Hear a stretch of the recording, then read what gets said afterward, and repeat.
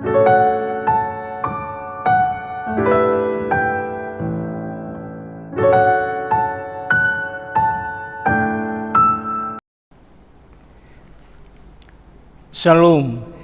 selamat pagi Bapak, Ibu, anak-anak, semua cucu yang diberkati oleh Tuhan.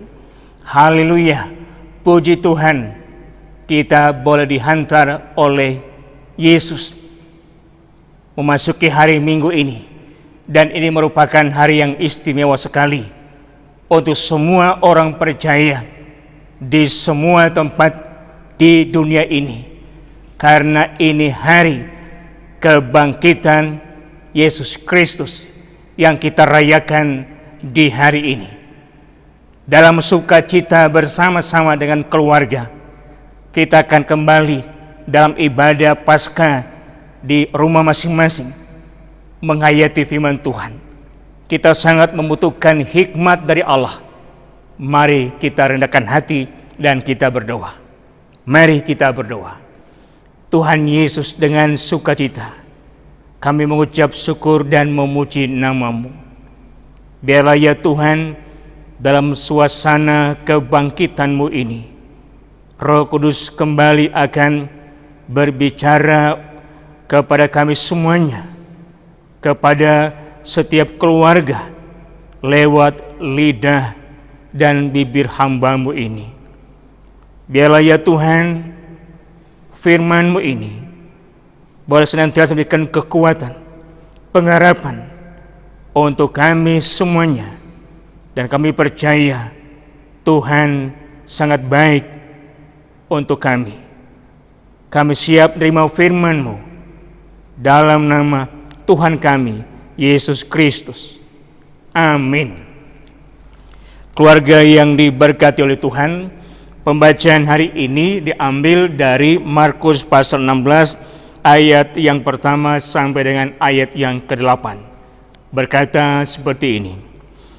Setelah lewat hari Sabat, Maria Magdalena dan Maria ibu Yakobus serta Salome membeli rempah-rempah untuk pergi ke kubur dan meminyaki Yesus. Dan pagi-pagi benar pada hari pertama minggu itu, setelah matahari terbit, pergilah mereka ke kubur. Mereka berkata seorang kepada yang lain, "Siapa yang akan menggulingkan batu itu bagi kita dari pintu kubur?" Tetapi ketika mereka melihat dari dekat, tampaklah batu yang memang sangat besar itu sudah terguling. Lalu mereka masuk ke dalam kubur dan mereka melihat seorang muda yang memakai jubah putih duduk di sebelah kanan. Mereka pun sangat terkejut. Tetapi orang muda itu berkata kepada mereka, "Jangan takut, kamu mencari Yesus orang Nazaret yang disalibkan itu. Ia telah bangkit, ia tidak ada di sini. Lihat, inilah tempat mereka membaringkan dia. Tetapi sekarang pergilah, katakanlah kepada murid-muridnya dan kepada Petrus, ia mendolai kamu ke Galilea. Di sana kamu akan melihat dia, seperti yang sudah dikatakannya kepada kamu." Lalu mereka keluar dan lari meninggalkan kubur itu, sebab gentar dan dahsyat menimpa mereka. Mereka tidak mengatakan apa-apa kepada siapapun juga karena takut.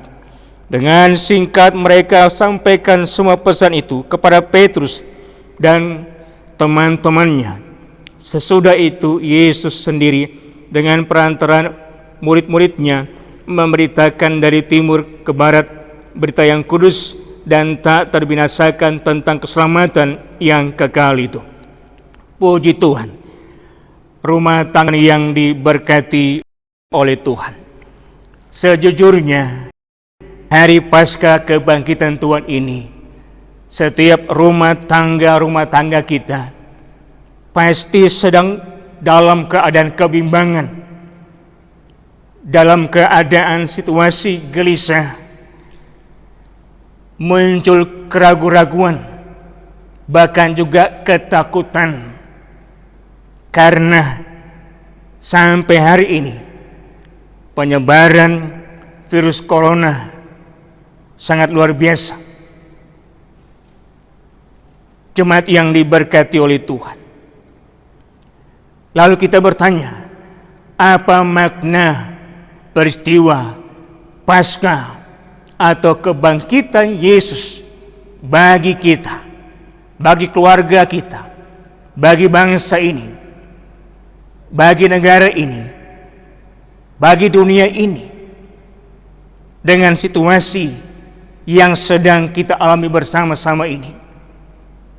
Sudah sekian lama kita ada di rumah masing-masing.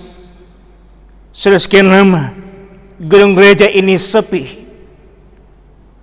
Tidak seperti biasa pada tahun-tahun yang lalu.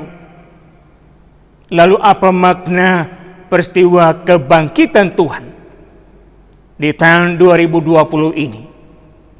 Jemaat yang diberkati Tuhan, perasaan-perasaan kita seperti itu juga dirasakan, dialami oleh Maria Magdalena, Maria ibu Yakobus serta Salome. 3 perempuan ini pagi-pagi benar di hari Minggu pertama itu, mereka rindu untuk menjumpai tubuh Yesus. Mereka datang ke kubur, dan di sekitar kebangkitan Tuhan ini, bagaimana perasaan 3 perempuan itu? Kita lihat ayat yang ketiga. Mereka bertanya seperti ini, siapa yang akan menggulingkan batu itu bagi kita dari pintu kubur? Ini pertanyaan di antara 3 perempuan itu yang mengatakan mereka sedang mengalami keraguan, kebimbangan. Siapa yang akan memindahkan batu besar itu? Yang kedua, lihat ayat 5 bagian B. Mereka pun sangat terkejut. Lihat ayat 6. Tetapi orang muda itu berkata kepada mereka, jangan takut. Sapaan orang muda yang berjubah putih itu kepada 3 perempuan itu menunjukkan bahwa mereka sedang mengalami ketakutan. Rasa takut, rasa ragu, rasa bimbang dialami oleh 3 perempuan ini. Jemaat yang diberkati oleh Tuhan, bagaimana sikap 3 perempuan ini di tengah situasi hati seperti itu, ketika malaikat itu memberikan pesan kepada mereka? Kita lihat ayat yang ke-7. Tetapi sekarang pergilah, katakanlah kepada murid-muridnya dan kepada Petrus, ia mendalih kamu ke Galilea. Di sana kamu akan melihat dia, seperti yang sudah dikatakannya kepada kamu. Lihat ayat 8 bagian B. Dengan singkat mereka sampaikan semua pesan itu kepada Petrus dan teman-temannya. Ini respon 3 perempuan itu dalam keadaan ketakutan, kebimbangan, keraguan-raguan. Mereka merespon pesan, arahan, mandat dari malaikat itu kepada mereka bertiga, untuk mereka menceritakan peristiwa kebangkitan Tuhan itu kepada Simon Petrus dan murid-murid yang lain. Dan 3 perempuan itu mereka mendengarkan dan melakukan, mentaati pesan dari malaikat itu.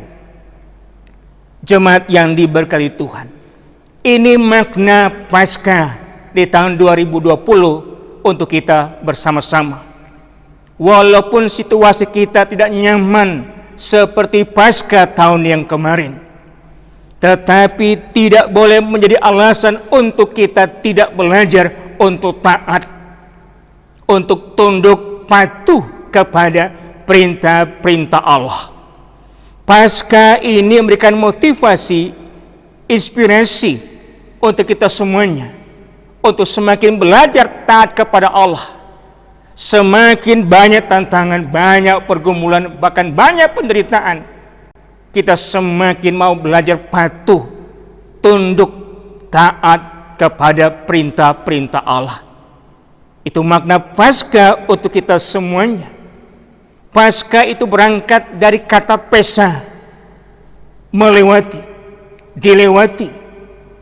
Ketika nenek moyang kita dulu, pada rumah mereka ada darah pada ambang pintu dan tiang pintu, dan mereka dilewati oleh Allah, selamat karena belajar untuk taat. Mereka itu juga mungkin seperti dialami oleh 3 perempuan ini dan kita semuanya. Ada ketakutan, kebimbangan, rasa was-was bagaimana akan masa depan, tetapi mereka belajar untuk taat. Paskah memberikan motivasi untuk kita semuanya. Mari kembali belajar untuk taat. Pesa, melewati. Rumah tangga yang taat diberkati oleh Tuhan. Dia selamat. Kalau tema bacaan pagi hari ini meneruskan karya keselamatan, mari belajar mendengarkan pesan dari pemerintah, pesan aras gereja, pesan dari PGI, pesan dari Majelis Sinode GPIB untuk kita lakukan.